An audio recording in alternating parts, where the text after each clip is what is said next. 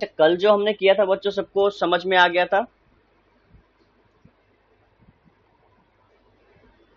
कल से रिलेटेड कोई डाउट है?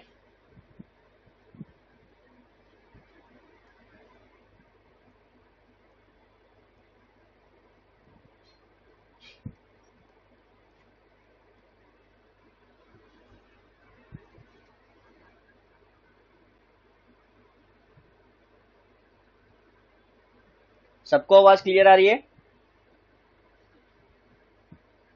Yes sir. Yes sir. कल मैंने वीडियो डाली थी, एक्चुअल में कल जो हमने वीडियो बनाया था इसका, वो एक्चुअल में ऑडियो ही आया, वीडियो नहीं कैप्चर हुआ था। तो जो कल टॉपिक किया था उसका पूरा डिटेल में मैंने पहले ही वीडियो एक डाल के रखा हुआ था बहुत टाइम पहले का, तो वही मैंने तुम्हारे साथ शेयर कर दिया। ठीक है, आज आज जो हम करने जा रहे हैं, इंटरनेशनल रिलेशंस, और इंटरनेशनल रिलेशंस में इंडिया की स्पेसिफिक, हम इंडिया की फॉरेन पॉलिसी की बात करते हैं। आज मैं बात करने वाला हूं कि इस फॉरेन पॉलिसी को सामने रखने में हिंदुस्तान को क्या क्या चैलेंजेस आए, और उन चैलेंजेस का हमें किस तरह से जो है आगे का ध्यान रखना है ना। तो आज हम बात करने वाले हैं इंडिया की फॉरेन पॉलिसी और उससे रिलेटेड चैलेंजेस के लिए। अब बिफोर आई स्टार्ट, क्या कोई मेरे को बता सकता है कि फॉरेन पॉलिसी क्या होती है? What is foreign policy?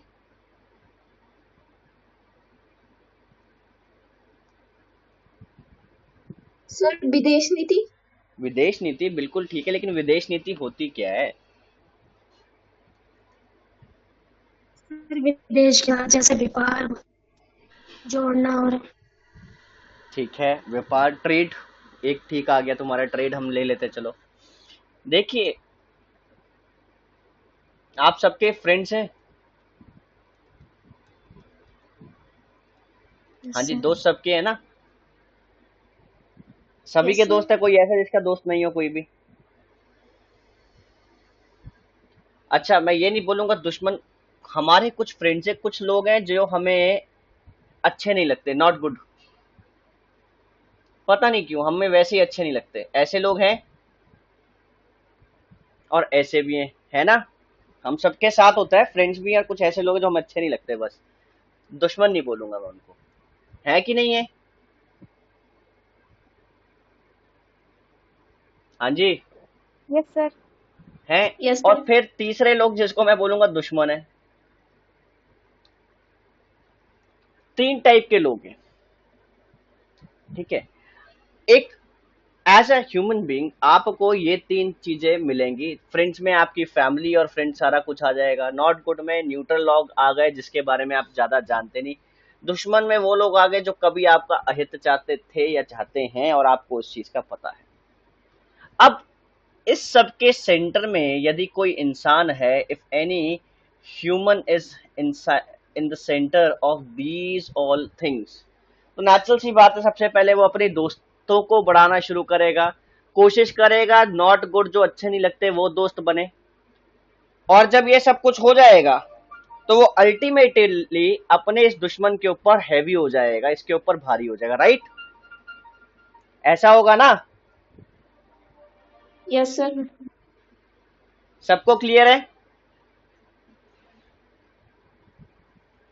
तो अब दोस्त तो दोस्त है, लेकिन जिन लोगों को नहीं जानते थे या जो दुश्मन थे उन तक बात पहुंचाने की जो नीति है वो बहुत इंपॉर्टेंट है, वो पॉलिसी बड़ी जरूरी है।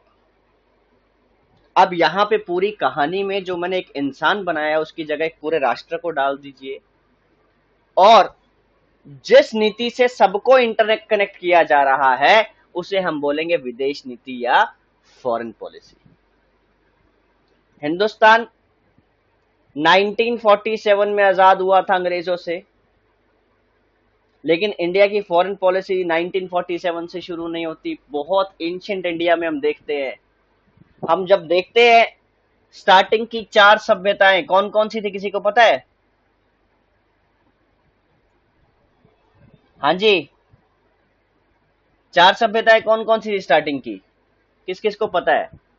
सर आर्य, सिंधु, सिंधु। हड़प्पा सभ्यता सिंधु और और हड़प्पा एक ही नाम है बच्चे। Yes sir. और टिग्रिस। सर मेसोपोटामिया, हाँ, टिग्रिस, ये यूफ्रेटिस, इसको मेसोपोटामिया बोलते हैं। इजिप्ट, इजिप्ट, मिस्र। यस। और चौथा, इजिप्ट थी नाइल के ऊपर, और चौथी थी वांगो, यानी कि चाइनीज सिविलाइजेशन। ठीक है। अब जब ये सिविलाइजेशंस थी ना, तो हमारे पास बहुत ज्यादा सबूत हैं इस बात के कि ये चारों आपस में एक दूसरे से इंटरकनेक्टेड थी। हमें मेसोपोटामियन सिविलाइजेशन का सामान हमारे हड़प्पा में मिलता है, हड़प्पा का सामान उधर मिलता है, यानी कि वहां पे ट्रेड थी। ट्रेड थी तो नेचुरल बात है कि दो अलग अलग प्रांत है। अब हमें हड़प्पा के बारे में नहीं पता ज्यादा, लेकिन हम ये बोल सकते हैं कि जो समकालीन तीन ये चल रही थी, इनमें से कोई भी रिपब्लिक नहीं थी। ये जो तीन सभ्यताएं थी ना, मेसोपोटामिया, इजिप्ट और चाइनीज सिविलाइजेशन, ये सब में एक किंग हुआ करता था, राजा हुआ करता था।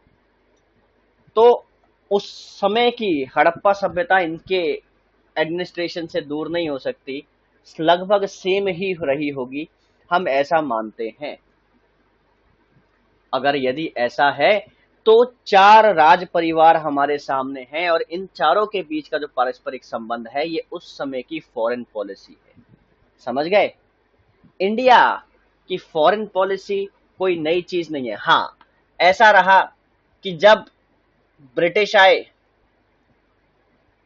और ब्रिटिश से पहले मुगल्स आए,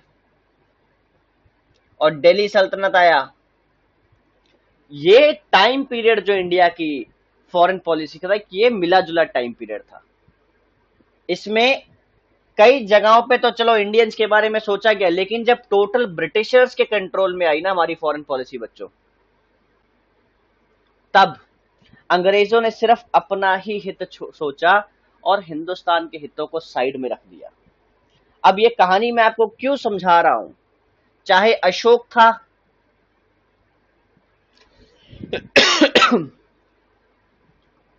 चाहे साका आए, चाहे कन्नौज पे कोई भी राजा रहा, बट एक फॉरेन पॉलिसी हमेशा थी। मैत्रिक संबंध और दुश्मनी स्टार्टिंग से रही, 16 महाजनपद में हमको दिखती है, हर जगह दिखती है। लेकिन इंडिया जब आजाद होता है ब्रिटिश रूल से, और ये मॉडर्न वर्ल्ड जिसमें हम आज रह रहे हैं, जब नींव रखी जाती है, तो इंडिया की एक फॉरेन पॉलिसी होगी, ये बड़ी क्लियर बात थी।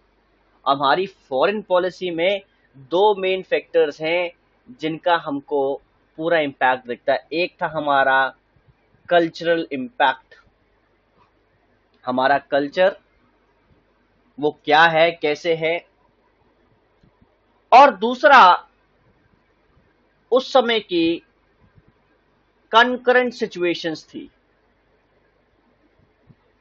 हम अपने इतिहास से काफी कुछ सीख के बैठे थे, लेकिन ये नई दुनिया थी, इसमें कई चीजें चेंज हो गई थी, तो हमें एक्सपीरियंसेस नए मिलने थे। और हमारे प्राइम मिनिस्टर नंबर 1 यानी कि जवाहरलाल नेहरू से लेके अभी तक नरेंद्र मोदी तक, सभी प्राइम मिनिस्टर्स का कुछ ना कुछ योगदान इस फॉरेन पॉलिसी को रोल आउट करने में रहा है। इसको आप कतई ही हम ये नहीं कह सकते नहीं रहा।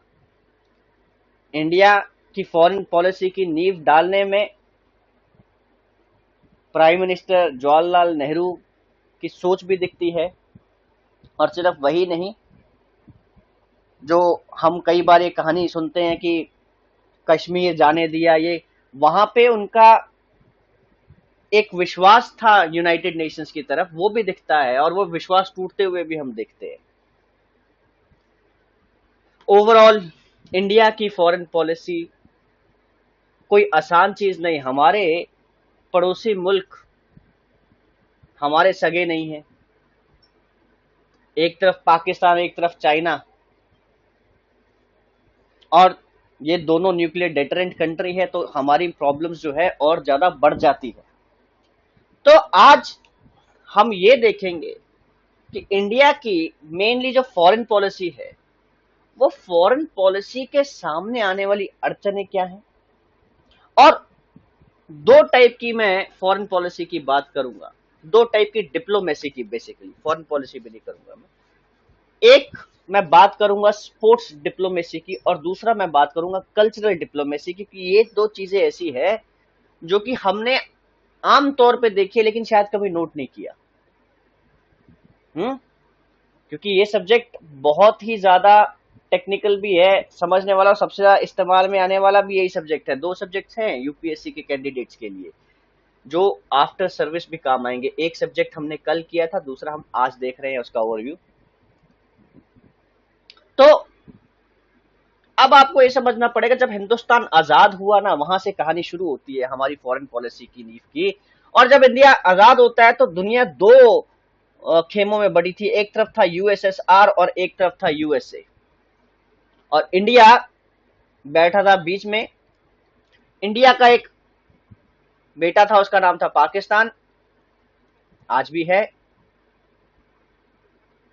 पाकिस्तान जा करके यूएसए के साथ मिल जाता, और इंडिया यहां पे इस वक्त जो चल रहा था वो चल रहा था यूएसएसआर और यूएसए के बीच में, दोनों के बीच में एक कोल्ड वॉर चली हुई थी, एक दूसरे को छोटा दिखाना अपने से, इसकी एक वर्चस्व की लड़ाई चली थी, और ये तगड़ी लड़ाई चली हुई थी इनके बीच में। जंग नहीं हो रही थी, बस दुनिया लटकी हुई थी।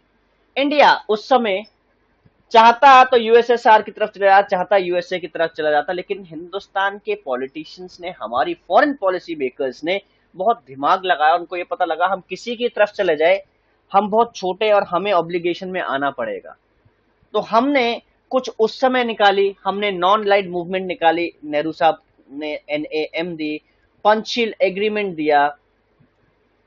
ये सब समझौते जिनको इंटरनेशनल लेवल पे माना गया, और इन दोनों के तहत हम ना तो इस खेमे में गए ना उस खेमे में, और काफी टाइम तक हमने कोई खेमा अपनाया नहीं।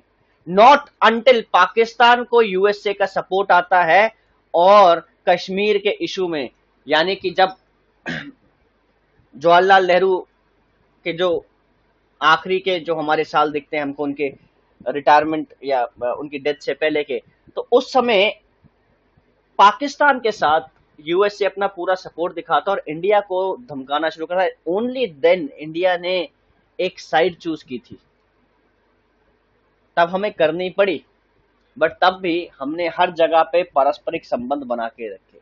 इंडिया की फॉरेन पॉलिसी कितनी बढ़िया रही होगी, और आज के टाइम में एक नए पिनेकल, एक नई हाइट पर है। आप इससे अंदाजा लगा लो कि दुनिया का कोई देश रशिया और यूक्रेन की लड़ाई को रुकवा ना पाया, लेकिन हमने 2 बार ये लड़ाई रुकवाई है। पता है ना ये बात?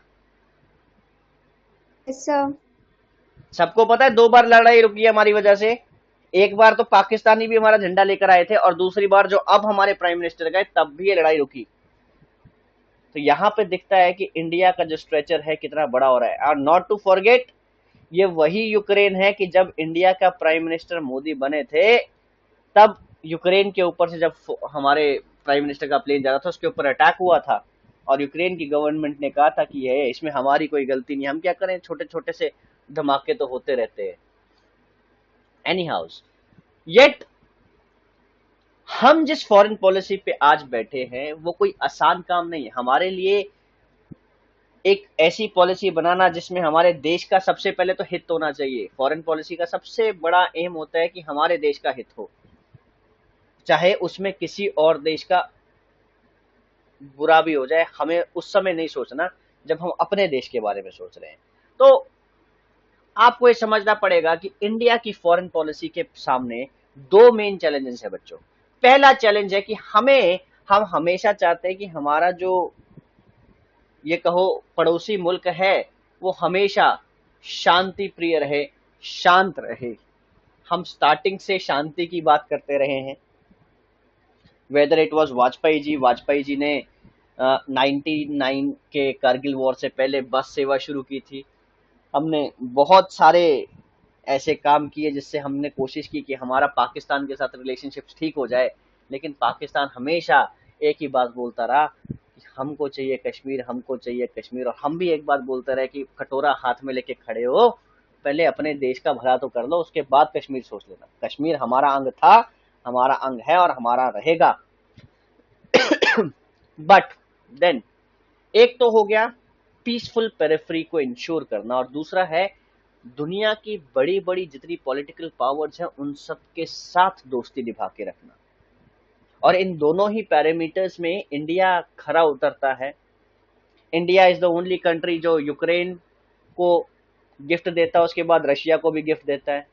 India is the only country जो इजराइल के पीएम से मिलता है, उसके बाद हिजबुल्ला से भी मिलता है, उनके कमांडरों से मिलता है, पैलेस्टीनियनों से मिलता है, हिजबुल्ला भी नहीं बोलूंगा, पैलेस्तीनियों से मिलता है, उनको सांत्वना देता है।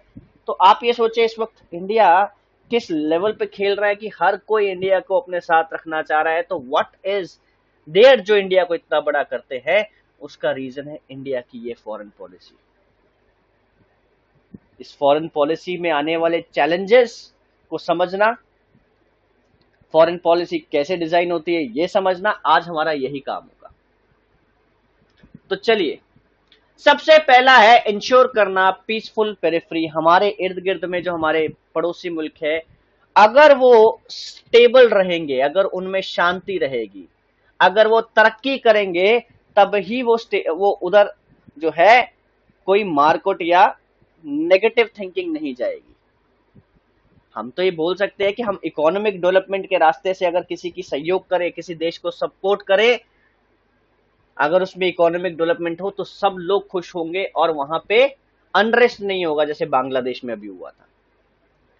ठीक है, उसके अलावा हमें ये देखना है कि हमारे पड़ोसी जो हैं, हमको उनको प्रायोरिटी देनी है, और इस हिसाब से देनी है कि हमारा पॉलिटिकल, कल्चरल, इकोनॉमिक रिलेशनशिप जो उनके साथ है वो और अच्छा होता रहे, हमारी पार्टनरशिप में बढ़ोतरी होती रहे, हमारी दोस्ती बढ़ती रहे। ये बहुत जरूरी है, और ये सबसे मुश्किल काम ये है गिवन द स्टांस कि हमारे दो पड़ोसी हैं, पाकिस्तान और चाइना।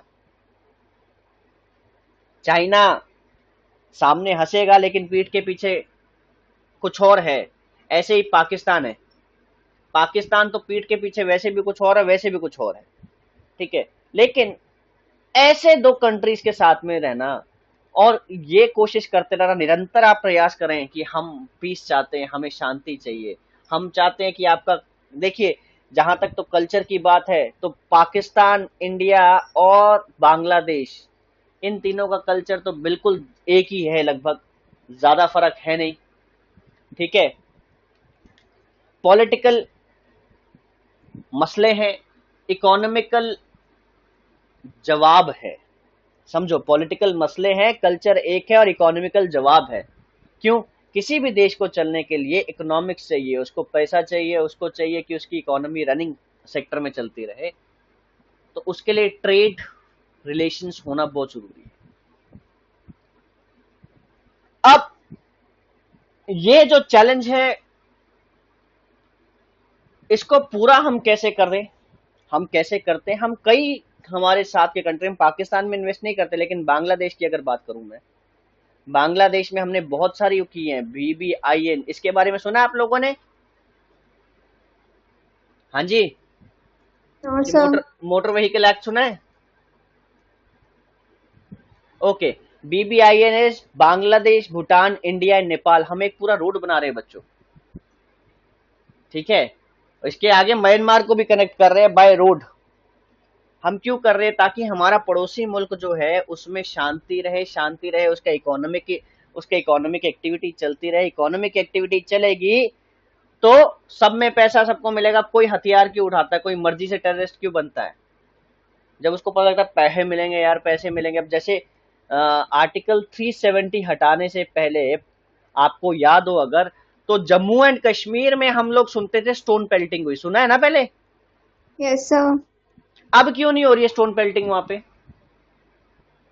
कोई बता सकता है? 370 हटने के बाद स्टोन पेल्टिंग क्यों नहीं हो रही? क्योंकि 370 हटने के बाद लोगों को वहां के बहुत सारे राइट्स मिल गए नए, उनको जॉब सिक्योर करना इजी हो गया, पढ़ाई इजी हो गई, कई चीजें उनको लिए इजी हो गई। और जब वो हुआ तो उन्होंने बोला कि यार ये हम दहशतगर्दी क्यों फैलाएं, ये तो हमारे अपने लोग हैं। यदि कोई आप कहीं जाएं और वहां पे आप ये देखें कि कुछ लोग लड़ रहे हैं, तो क्या आप भी उनके साथ लड़ना शुरू करेंगे, या आप उनको शांति से, प्रेम से, प्यार से समझाएंगे कि भाई क्या कर रहे हो यार, छोड़ो। और ऐसा कोई मूर्ख नहीं है जो ये भाषा नहीं समझेगा प्रेम की, है ना। हर कोई समझेगा कि हाँ, बड़े शांति से हमको समझा रहे हैं, हमें सुनना चाहिए। 370 हटने के बाद वो चीज हुई नहीं कभी दोबारा, और बहुत शांति बनी पूरी वैली एरिया में। जिस तरह 370 हटने के बाद लोगों में शांति हम चाहते हैं, वैसे ही हमारे पूरे जो आसी पड़ोसी मुल्क है, चाहे वो पाकिस्तान है आपका, चाहे वो श्रीलंका है, बांग्लादेश है, भूटान है, नेपाल है, म्यांमार है, ठीक है, मालदीव है, हम तो चाहते हैं वहां पे सब में शांति हो। जब शांति होगी तो हमारे को भी ठीक है ना। आपको अगर आपको पता लग जाए आपके पड़ोस में कोई पड़ोसी आया है, ठीक है, और उसकी फैमिली में एक बंदा है जो सीरियल मर्डरर है और उसमें टेररिस्ट है, तो हमें तो डर लगेगा ना।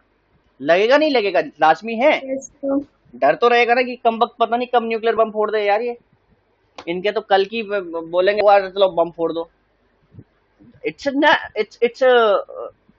right now it is on the brisk of getting a handle name of a terrorist state, a proven terrorist state. सो डर तो लगेगा। तो हम तो हमेशा ये चाहेंगे ना हमारे पड़ोसी मुल्क भी सौहार्द बना के रखें।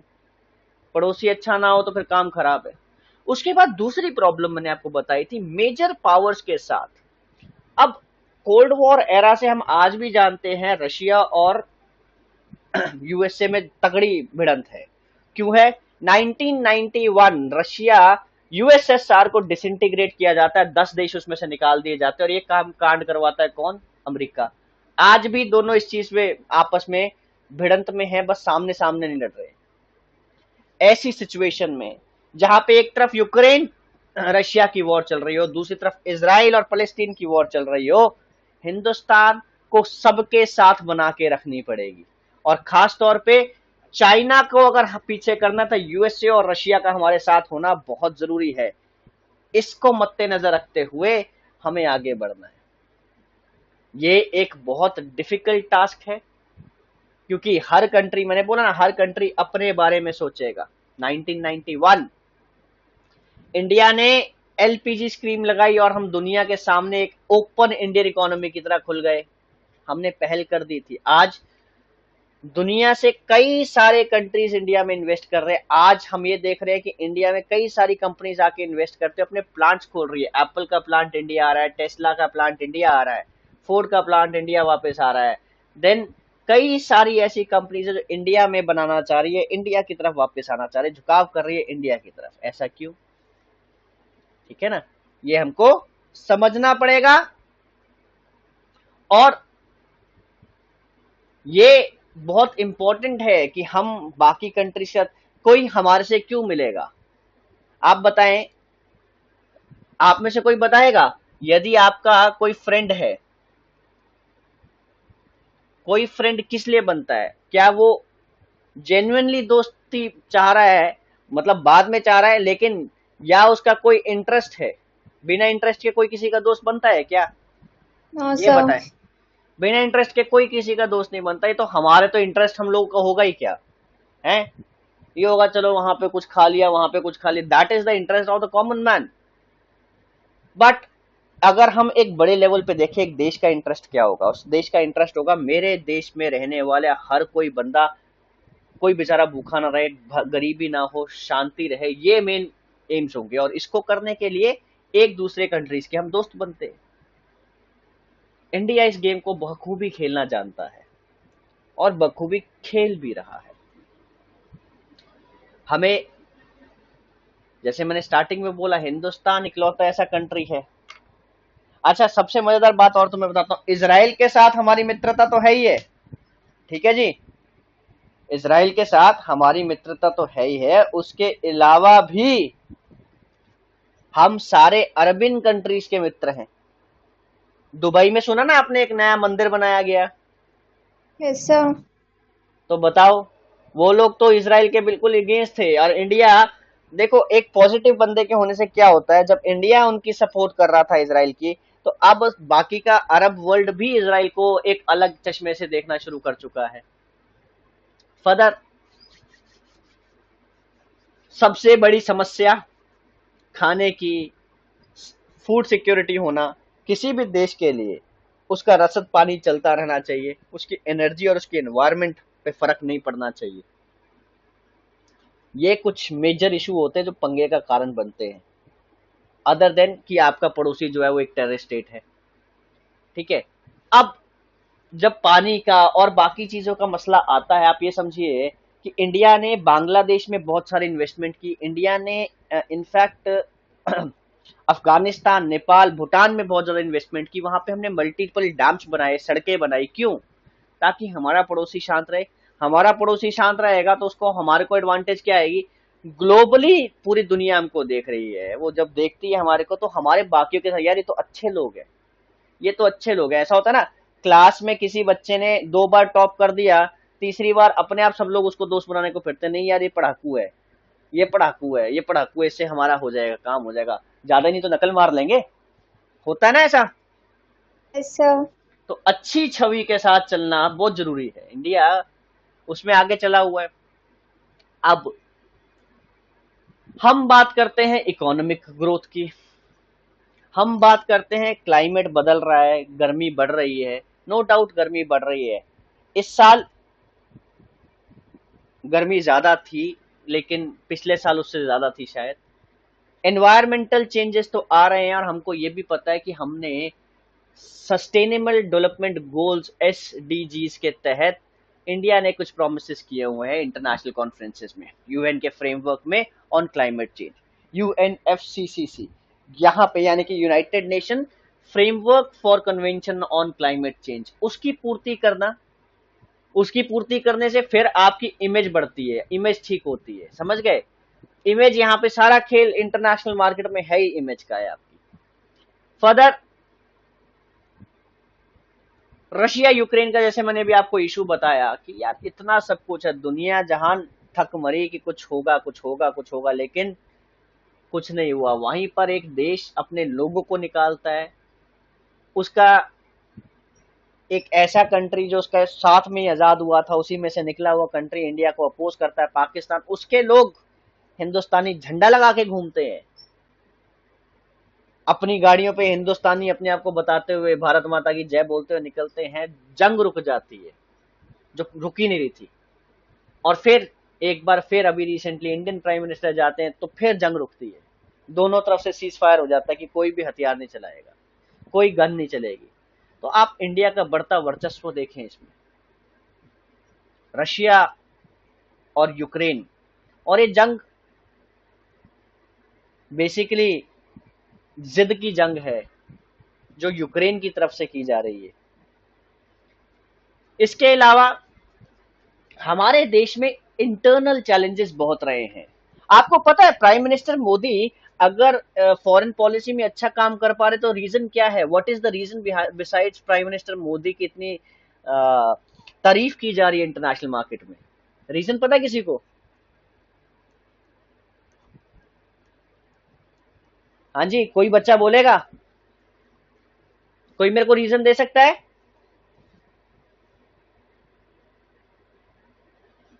आवाज आ रही है सबको?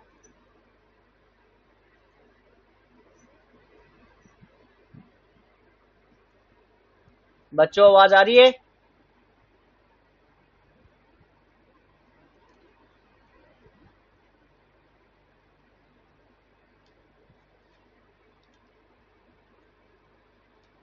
अरे भाई आवाज आ रही है ना? Yes, sir. प्रियंका, दीपांशी, प्राची, मीनाक्षी, तनुजा और कोमल, आवाज आ रही है? तो किसी को पता है ऐसा क्या रीजन है जिसकी वजह से प्राइम मिनिस्टर मोदी की बड़ी ज्यादा तारीफ कर रहे हैं इंटरनेशनल मार्केट में? किसी को आइडिया है इस चीज का? No, sir. कोई आइडिया नहीं? चलिए, सबसे बड़ी बात यह है, आपने इंदिरा गांधी का नाम सुना है? Yes, sir. Yes. आपने ये सुना, इंदिरा गांधी को हम एक और नाम से जानते थे, उनको बोलते थे हम आयरन लेडी। Yes, sir. आपको पता है क्यों बोलते थे आयरन लेडी? नहीं पता? आज जो प्राइम मिनिस्टर मोदी का, पीएम मोदी का जो आज स्टेचर है ना दुनिया में, वैसा ही स्ट्रेचर इंदिरा गांधी का भी था दुनिया में। और इन दोनों का इतना ज्यादा विकास होने के पीछे सबसे बड़ा रीजन क्या था कि इन दोनों सरकारों में पूर्ण बहुमत थी। यहाँ पे कोई कोलिजन नहीं था, कोई पार्टनर नहीं था, पूर्ण बहुमत की सरकारें थी, किसी को खुश करने की जरूरत नहीं थी, तो इंडिपेंडेंटली डिसीजन ले सकते थे देश के लिए। और जब ये डिसीजन ले पाते थे तो भला होता रहा। सबसे बड़ा इंटरनल चैलेंज ही हमारे को ये है कि एक देश जो कि आंतरिक तौर पे कमजोर है, जिसके विपक्ष या उसके पक्ष के जो नेता हैं वो अपना भला जा सोचने वाले हैं, वो इंटरनेशनल लेवल पे कभी बड़ा नहीं हो सकता। इंडिया को एक सॉफ्ट पावर बन के निकलना था, यानी कि इंडिया जब चाहे जो चाहे स्टांस ले सकता, और हम बड़े भाई का कर्तव्य निभाएंगे अपने बाकी सारे देशों के लिए। और हमने, जैसे मैं स्टार्टिंग से बोला, बहुत प्रयास किए हमने, बहुत, we have tried our level best कि हम हर लेवल पर, पाकिस्तान हो, चाइना हो, मलेशिया हो, सॉरी मालदीव्स हो, या आपका श्रीलंका हो, या बांग्लादेश हो, नेपाल हो, भूटान हो। बांग्लादेश में बाढ़ आई तो किसने हेल्प किया? इंडिया ने। ठीक है, तो हम हमेशा एक सॉफ्ट पावर की तरह बढ़ के उभरना चाहते हैं। हम चाहते हैं कि बड़े भाई की तरह हमको देखा जाए। Former president APJ Abdul Kalam Azad, नाम सुना है आप लोगों ने? Yes, sir. इन्होंने क्या कहा था? इन्होंने कहा था देश, India can play an effective role on world stage when it is strong internally as well as externally. अंदरूनी और एक्सटर्नल आपको स्ट्रांग होना पड़ेगा। ओनली तब हिंदुस्तान दुनिया पे एक छाप छोड़ सकता है, और वही हो रहा है इस वक्त। इंडिया दुनिया पे अपनी छाप छोड़ रहा है, क्यों? यही रीजन है। फिर एक अलग टाइप का चैलेंज हमारे सामने, आपको याद है कुछ साल पहले जब आईएसआईएस का गठन हुआ था तो कई सारे रिफ्यूजी इधर उधर हुए थे, सीरिया से भी। अगर आपको याद है, एक बच्चे की फोटो बड़ी वायरल हुई थी उस समय, जो कि बीच के ऊपर उल्टा पड़ा हुआ था, मर गया था बच्चा क्योंकि उसका जहाज डूब गया था। उसके बाद पूरे यूरोपियन नेशंस ने सीरिया से आने वाले लोगों, शरणार्थियों के लिए अपने रास्ते खोल दिए थे। याद है कुछ ऐसा? रिफ्यूजी क्राइसिस बोलते हैं इसको। याद है? शरणार्थी आते जब किसी कंट्री को छोड़ के।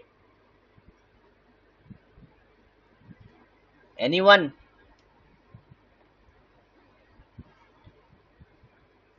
बच्चों बोलना सीखो, मेरे को किसी की आवाज नहीं आ रही है। आवाज आ रही है आप लोगों को मेरी? Yes, sir. तो बोलना सीखो ना। See, we need to speak up things. हमारे को, मैंने उस समय भी आपको बार बार मैं क्या बोलता हूँ, कम्युनिकेशन बहुत जरूरी है। It is very very very important to have communication.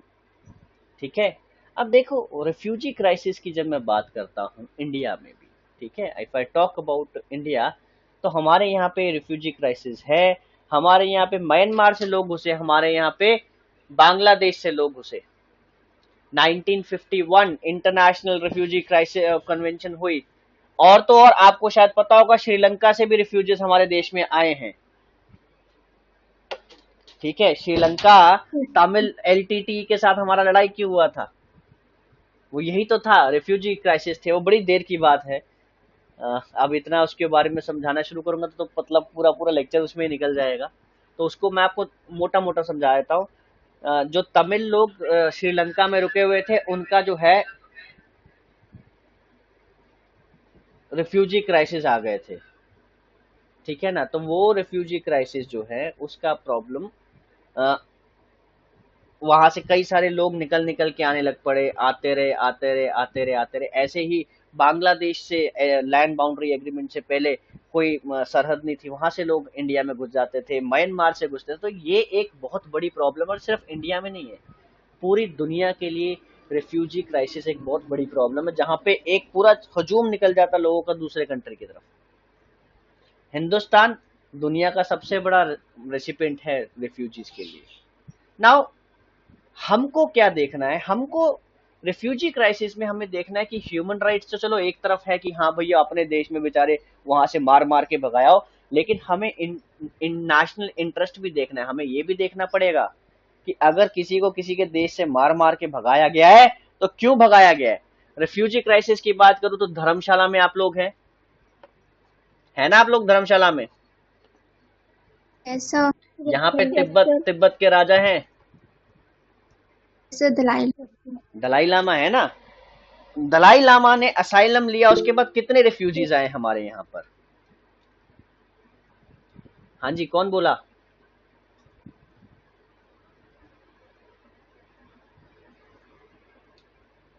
तो मेरा कहने का मतलब है, देखो दलाई लामा यहाँ पर आए, तिब्बतियंस आए, रेफ्यूजीज हैं, क्राइसिस।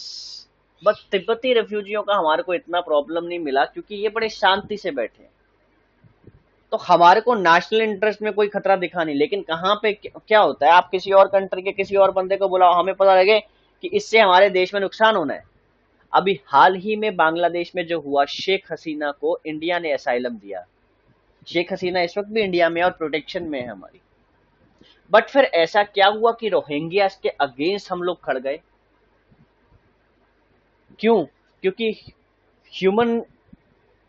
ह्यूमैनिटेरियन ग्राउंड्स पे अगर हम देखें, ह्यूमन राइट्स की अगर बात करें, तो बड़ा दुख लगता है कि किसी को उसके घर से मार के निकाल दिया। लेकिन अगर आप रोहिंग्या के इतिहास देखें तो क्या पता लगता है, अरे नरभक्षी हैं यार, उनको मारा किसने, बौद्ध भिक्षुओं ने मारा। बौद्ध भिक्षु जो सबसे शांत रहते हैं, अगर उनको हथियार उठाने पड़ गए तो अपना सोचो तुम। और इतने सारे उसमें आ रहे हैं, तो ये प्रॉब्लम करेंगे। सेकंड, जब कोई रिफ्यूजी आता है उसके लिए हमारा देश अलग एंटिटी है, उसका देश अलग था, उसके लिए उसके दल में कभी भी हमारे देश के प्रति कोई भावना नहीं जगेगी जब तक कि वो हमारी थिंकिंग का ना हो, जब तक वो हमारे उससे चश्मे से नहीं सोचे। तो ये बहुत बड़ा प्रॉब्लम है, रिफ्यूजी क्राइसिस पूरी दुनिया के लिए एक बड़ा प्रॉब्लम है। इसके अलावा इंडिया को ह्यूमन राइट्स के ऊपर जवाब देना पड़ता है। हम क्यों नहीं रख रहे भाई। हम पहले भी हमारे साथ हो चुका है, जब श्रीलंका का ये था, श्रीलंका में जो कुछ भी हुआ, जब एलटीटी को खत्म किया गया, जितना भी एट्रोसिटीज वो जो कुछ भी किया गया उनकी आर्मी के द्वारा, वो एक अलग प्रश्न है, वो अलग स्टडी का विषय है, अभी उसके ऊपर नहीं जाते। उसके अलावा आप देखें, म्यांमार से रोहिंग्या आते हैं, बांग्लादेश से कई लोग आते हैं, फिर हम अभी रिसेंटली हम इंडियन ओरिजिन के जो रिलीजन्स हैं उनके लोगों को इंडिया में आना, हम लोग बोल रहे हैं कि वो अपने सिटीजनशिप ले सकते हैं, है ना, सीएए लेकर आ रहे। तो ये सब क्यों। इंटरनेशनली एक ह्यूमन राइट्स के ऊपर भी हमको जवाब देना है भाई। फिर चीज आती कल्चरल डिप्लोमेसी। अब ये आपकी चैलेंजेस तो मैंने बता दिए, अब इसको किस तरह से, इसको कैसी डिप्लोमेसी हमने कैसे लगाई। तो मैं आज दो टाइप की डिप्लोमेसी की बात करने वाला हूँ, एक कल्चर की, एक स्पोर्ट्स की। दोनों चीजें हमने देखी हैं अपनी आंखों से, बस कभी ऑब्जर्व नहीं किया, कभी उसको समझे नहीं। कल्चरल डिप्लोमेसी क्या होती है, ये वो डिप्लोमेसी है जो दो देशों के बीच में उनके लोगों का जो कल्चर की सिमिलैरिटी है या आदान प्रदान है उसके थ्रू की जाए। अगर कोई सामने वाला मेरे कल्चर को समझ जाए, मैं उसके कल्चर को समझ जाऊं, क्या पता कोई कहानी बीच में निकल आए। ये कोशिश को हम बोलते हैं कल्चरल डिप्लोमेसी। यहाँ पे हम अपनी कल्चर को दूसरे, और जरूरी नहीं है कि अलग अलग कल्चर हो, जैसे इंडिया, बांग्लादेश, पाकिस्तान, म्यांमार लगभग सेम कल्चर है, इंडोनेशिया सेम कल्चर है, ठीक है, बाली, सारा कुछ ये सेम कल्चर चलता आया। क्यों? Because by the time of the ancient India was to come at end and medieval India was starting, हमारे साउथ के राजे महाराजे यहीं पे तो राज करते थे। पता है आप लोगों को ये बात, हिस्ट्री वाला है कोई? Yes, sir. Yes, sir. तो ये बताओ, इन केरला तमिलनाडु, इंडोनेशिया, इतना बड़ा साम्राज्य किस उसका था, राजवंश का था ये, पता है?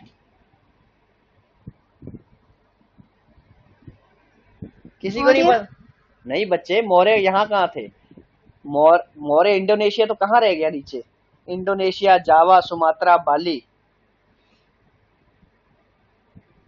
संगम काल के कौन थे? संगम काल के जो राजा थे पांड्य। हाँ बिल्कुल, बिल्कुल सही जा रहे हैं हम। संगम काल के जो थे, हमारा पूरा, आप ये देखिए ना, इंडोनेशिया में चाहे दुनिया का सबसे बड़ा मुस्लिम कंट्री है, लेकिन उसमें भगवान राम को आज भी बोलते हैं हमारा इतिहास है, मानते हैं ना? हमारा कल्चर सेम है। वो छोड़ो, कोरिया में हमारे प्रधानमंत्री जाते हैं, कोरिया की वो जो महारानी है वो आती है और कहती है हाँ सीता तो हमारे इधर से आती है, हम सीता के ननिहाल है। क्या हमने कोई रिलेशन नहीं था, हमने क्या ही जोड़ा रिलेशन जाकर के? सीता माता का जो हमारे को पुराणों में मिलता है, तो सीता माता जो थी कोरिया की तरफ से थी। एक दूसरे के हमने कल्चर को उठाना शुरू किया। वाई इट इज दैट कि गणेश चतुर्थी पे हमारे हिंदुस्तान में तो हो रहा है, लेकिन जापान में भी गणेश भगवान का एक रूप है जिसको पूजा की जाती है, गणेश चतुर्थी के दिन ही की जाती है। तो कल्चर कहीं ना कहीं तो सिमिलर है, फर्क नहीं है।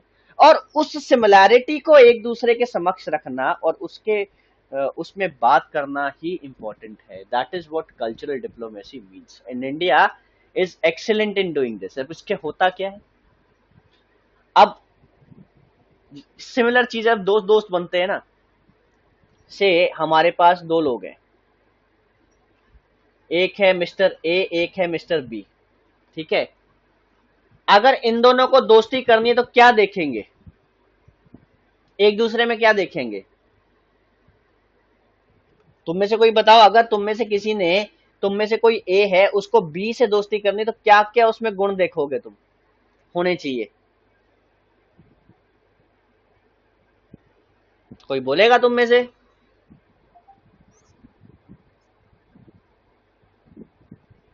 बिहेवियर। बिहेवियर, चलिए बिहेवियर एक चीज हो गई, और क्या देखेंगे हम? ऑनेस्ट होना चाहिए। ऑनेस्टी तो कैसे चेक करेंगे हैं? ऑनेस्टी कैसे चेक करेंगे बच्चे, वो तो पहली बार में तो पता नहीं लगेगा। चलिए सबसे पहले मैं बात बताता हूँ। जब आप पहले दिन कॉलेज गए थे, फर्स्ट डे जब आप कॉलेज गए थे, आप में से कोई ऐसा है जो डिग्री कॉलेज में इकट्ठा और पोस्ट ग्रेजुएशन में भी इकट्ठा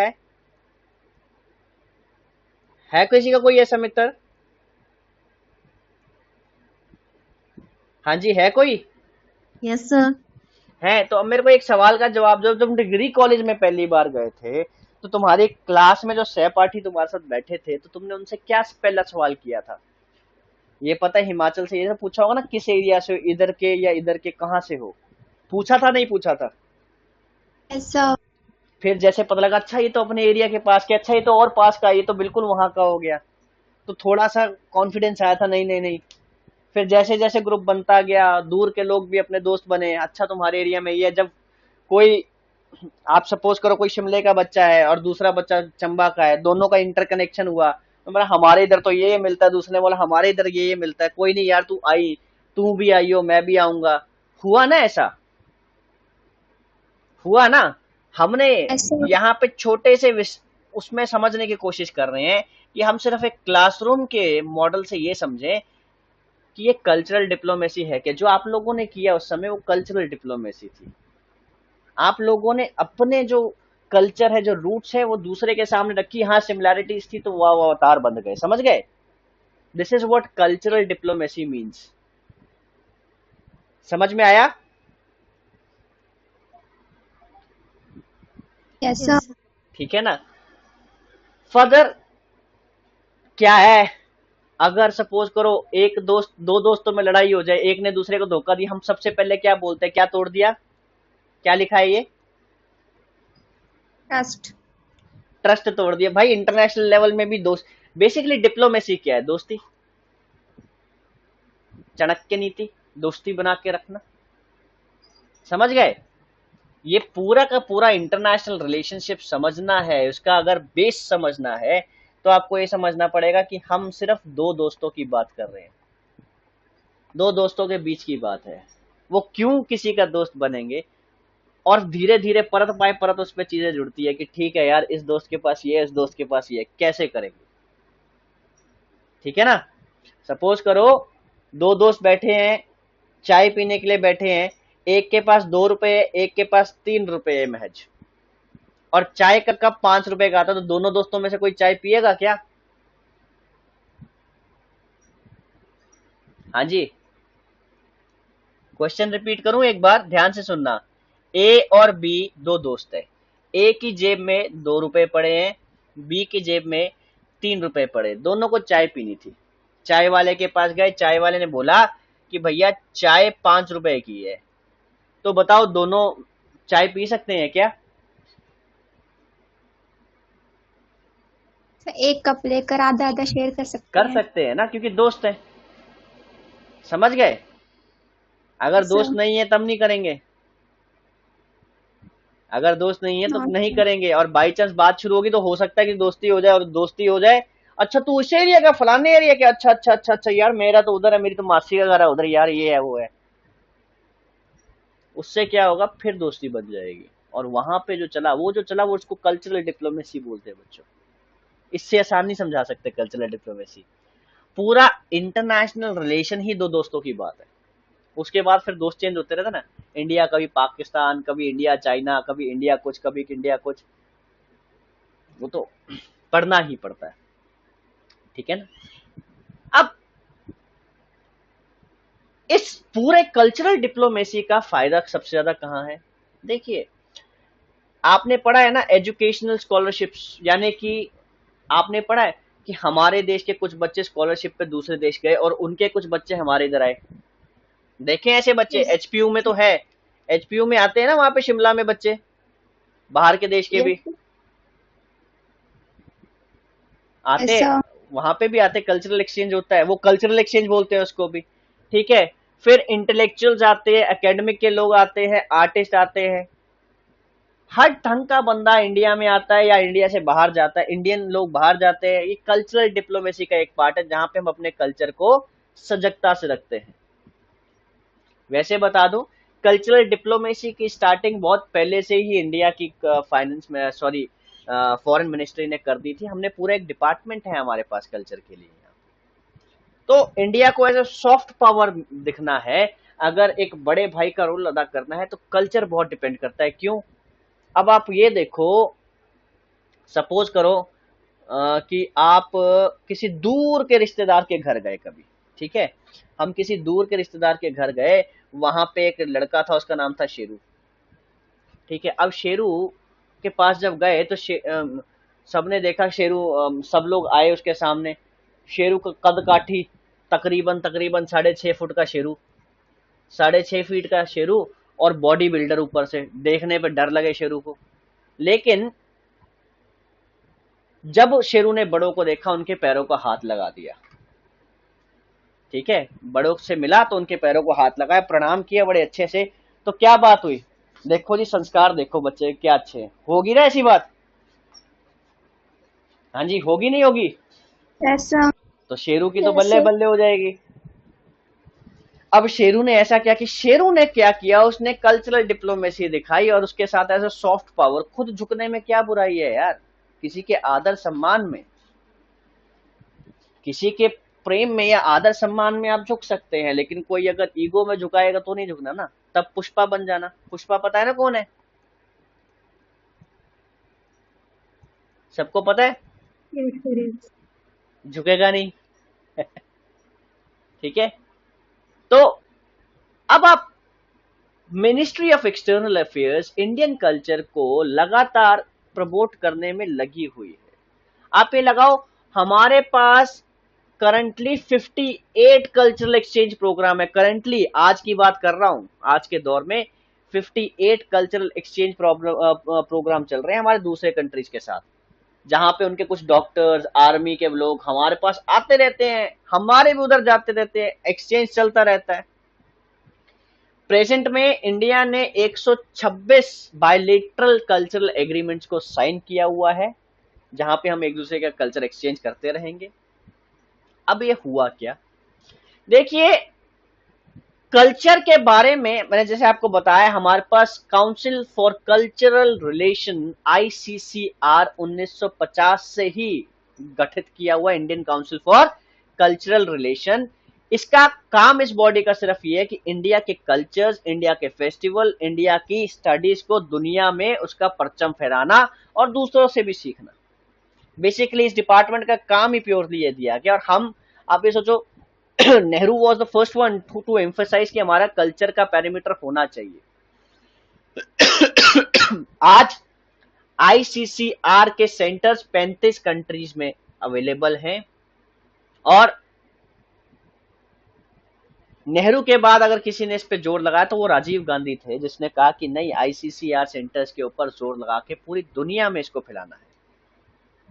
1990 के दशक से बॉलीवुड का क्रेज, हिंदुस्तानी खाने का क्रेज अगर दुनिया में फैला है, या इंडिया आर्ट एंड कल्चर का क्रेज अगर फैला, तो आईसीसीआर भी उसका एक बहुत बड़ा रीजन है। आईसीसीआर के तहत बहुत कुछ किया गया है, एक ऐसा डिपार्टमेंट जो कि अलग अलग देशों में बैठ के इंडियन कल्चर की बातें करता है। फर्दर आपको ये समझना पड़ेगा कि इंडियन डायस्पोरा भी एक बहुत इंपॉर्टेंट वैल्यू कर रहा है। डायस्पोरा किसी को पता है क्या होता है? किसी बच्चे को पता है डायस्पोरा किसे बोलते हैं? ये वो लोग हैं जो भारतीय मूल के हैं लेकिन विदेशों में जाकर के काम कर रहे हैं, यहाँ वहां का सिटीजनशिप ले चुके, लेकिन है तो मूलतः हिंदुस्तानी ही, चाहे सिटीजनशिप ले चुके हो किसी कंट्री की। समझ रहे हो? Yes sir. ऐसा तो इंडियन, अब आप ये देखो, यहाँ पे मोदी ने मैजिक किया। अब मोदी की इतनी क्यों हुई? मोदी जी ने क्या किया, उन्होंने समझा कि हमारे लोग तो बाहर के कंट्रीज में भी बैठे हुए हैं, हम उन्हें अपनापन क्यों नहीं दे रहे हैं? हम सिर्फ ओसीआई कार्ड दे रहे हैं या PIO, person of Indian origin दे रहे हैं, ओवरसीज सिटीजन ऑफ इंडिया का कार्ड दे रहे हैं, या एनआरआई कोटा दे रहे हैं, बात नहीं बनेगी। ना ना ना ना, कुछ और करना पड़ेगा। हमें अपने लोगों के बीच में जाके अपने कल्चर की बात करनी पड़ेगी, हमें अपने लोगों के साथ डायरेक्ट कनेक्शन में आना पड़ेगा। And the moment Modi started to do this, ये हुकुम का इक्का निकला। क्यों? आज हिंदुस्तानी, आप मेरे को पहले बताएं, एक पाकिस्तानी बताएं जो कि दुनिया के टॉप की पोजीशन पे बैठा हो किसी में कंपनी में। गूगल का सीईओ कहाँ का है?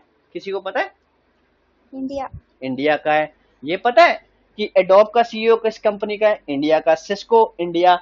दुनिया की सबसे बेहतरीन कंपनीज के हेड जो है या उसके वाइस प्रेसिडेंट जो है वो इंडियंस है। इसका मतलब समझते हैं? इसका मतलब समझा कौन? Prime minister Modi. Modi got this point very clear कि भैया इतनी इंपॉर्टेंट पोजीशन पे हमारे लोग बैठे हुए हैं, तो रादर देन कि हम उसको मिसयूज करें, हम उनको यूज नहीं कर सकते, तो हम यूज कैसे करेंगे? हम उनका यूज ऐसे करेंगे, हम शांति बना के रखेंगे, उनको बोलेंगे at the end of the day Indian तो इंडियन ही रहेगा ना, उसको बोलेंगे भाई ये काम हिंदुस्तान के पक्ष में होना चाहिए, करेगा। समझ गए? Here is when Modi understood the power of Indian diaspora. He understood कि भैया हिंदुस्तानी जो बैठे हैं ना विदेशों में इतने बड़े बड़े रैंक्स पे, उनका फायदा हमको डायरेक्टली मिल जाएगा। तो हमने क्या किया, इससे पहले प्रवासी भारत दिवस स्टार्ट किया गया था 2003 में। फर्दर हमें ये पता है कि हमें अपने डायस्पोरा की बहुत ज्यादा हेल्प लेनी है, तो हमने क्या किया, नो इंडिया प्रोग्राम चालू किया। ये 3 वीक्स का ओरिएंटेशन प्रोग्राम है जिसमें इंडिया का जो यूथ है ना, जो अभी बच्चा जो जिसकी जड़ें हिंदुस्तान में है, उनको अपने देश के अलग अलग विभिन्न रूपों से उसको अवगत कराना और देश के प्रति उसमें एक भाव लेकर आना कि भाई मेरा देश तो हिंदुस्तान है। उस का कहते हैं प्रेजेंट डे सिनेरियो की अगर मैं बात करूं तो कल्चरल पावर को, जैसे मैंने बोला, मोदी बहुत अच्छे से he is using the cultural benefit, पूरा ले रहे हैं कल्चर के नाम पे, है ना, पूरा इंडियन डायस्पोरा कोई उनको पता है कैसे करना है, but it is okay on the cultural angle. 2015 4 मई इंटरनेशनल बुद्ध पूर्णिमा दिवस बनाया गया। ये कब बनाया गया था? जब महात्मा बुद्ध से रिलेटेड उनका जन्म होता है, और उनकी फिर जो महापरिनिर्वाण यानी कि उनकी डेथ होती है, वो पूरे के पूरे इवेंट को होस्ट किया गया इंडिया द्वारा। क्यों किया गया? फिर अगेन बुद्धिज्म एक ऐसा रिलीजन है जो कि हिंदुस्तान से शुरू हुआ और पूरे साउथ ईस्ट एशिया और पूरे ईस्ट एशिया में फैल गया ना। तो अब ये भी तो कल्चरल एंगल है कि महात्मा बुद्ध के लिए तो आपको हिंदुस्तान ही आना है ना। आपके जो गुरु हैं, आपके जो भगवान है, वो हिंदुस्तान में ही थे। आपकी जड़ें इधर से जोड़ेंगे दोबारा से। नरेंद्र मोदी इसके बाद श्रीलंका जाते हैं, वहां पे कुछ प्रोग्राम्स को अपना सेलिब्रेट करते हैं और बुद्ध से रिलेटेड जो चीजें आपकी श्रीलंका में है उसको कोमेमोरेट करते हुए आगे बढ़ते हैं। United nation general assembly India के प्रपोजल को एक्सेप्ट करती है और 21 जून हर साल की हम क्या बनाते हैं? हाँ जी, 21 जून को क्या होता है? योगा दिवस। योगा डे। योगा डे। तो दुनिया को योगा देने वाला कौन है? इंडिया। और सिर्फ योगा दिवस नहीं बनता उस दिन, दुनिया को आयुर्वेद की चरम सीमाएं पता लगती हैं। उनको पता लगता है कि भैया आयुर्वेद तो बहुत ऊपर की चीज है। Yoga is part of Ayurveda, not to forget about it. ठीक है, उससे लोगों को ये भी समझ में आता है इंडिया में जो रिलीजन चले उनकी परंपरा शांति की थी। और देखो योगा के थ्रू हमने कितने लोग हमारी तरफ आए। इंटरनेशनल प्लेटफॉर्म बोलो, आप नेशनल प्लेटफॉर्म बोलो, कई लोग हमसे इस चीज में जुड़ते गए। तो आज जो मैं आपसे बात करना चाह रहा था बच्चों, वो यही थी कि मैं आपसे एक डिस्कशन करूं कि इंडिया में, हमारे इंडिया में जो what you call is foreign policy का डिजाइन है, वो कैसे हम करते हैं, हम किन पैरामीटर्स को देखते हुए उसको डिजाइन करते हैं और किस तरह से उसको हम फर्दर यूज करते हैं ताकि हम एक फॉरवर्ड पॉलिसी लेकर आ सके जो हमारे देश के हित में हो। आज ये चीज समझ में आई है, दो मेन चैलेंजेस थे, उसको कैसे हम ओवरकम करेंगे, ये समझ में आया? Yes sir. कल मैंने 2 क्वेश्चंस दिए थे, किसी ने 1-2 बच्चों ने आंसर लिखे और किसी ने आंसर नहीं लिखे। अब इतनी शांति क्यों है? देखिए आंसर्स लिखना शुरू कर दीजिए, आंसर्स के थ्रू बहुत ज़्यादा हेल्प आउट होगी। जिन्होंने आंसर लिखे हैं, मैं आपके आंसर्स अपने पास ही रखना। जब भी मैं आता हूँ अभी धर्मशाला, तो मैं तुम्हारे आंसर्स तुम्हारे साथ में बैठ के तुम्हें बताऊंगा कि क्या क्या हमने मिस कर दिया है। और ओवरऑल अगर मैं बोलूँ तो जिन्होंने आंसर्स लिखे हैं, answers are pretty good. Not to forget कि अभी पहली बार तुम आंसर इस टाइप में लिख रहे हो, इस टाइप के क्वेश्चंस देख रहे हो, ठीक है ना? उस हिसाब से अच्छे आंसर्स लिखें। सेकंड, एक रूल और हम सबको बनाना है, वो रूल ये है कि जब भी अगर हम यूपीएससी के लिए नोट बना रहे हैं या आंसर लिख रहे हैं, वो हमेशा ऐसे प्लेन शीट पे होने चाहिए, ठीक है? लाइन वाली शीट्स नहीं होनी चाहिए, प्लेन शीट्स के ऊपर आंसर लिखने की हमें जो है हैबिट बनानी पड़ेगी, क्योंकि आपको मेंस के दौरान जो मिलेगा वो यही प्लेन शीटें होंगी। फिर अगर उसमें प्लेन शीटों में हम ऐसे लिखने पड़े, हेलो माय नेम इज, तो फिर काम खराब हो जाएगा। ये ऐसे नहीं ना जा सकते, समझ गए? Yes sir. तो थोड़ा सा ये करना है। कल यानी कि कल मंडे है ना? Tomorrow is Monday I guess. Monday का मैं आपको अगर बताऊं, जो मैं टॉपिक आपको कल करवाऊंगा, ये मोस्ट प्रॉब्ली ज्योग्राफी का ही ये पार्ट होने वाला है। ज्योग्राफी पढ़ी है आप में से किसी ने?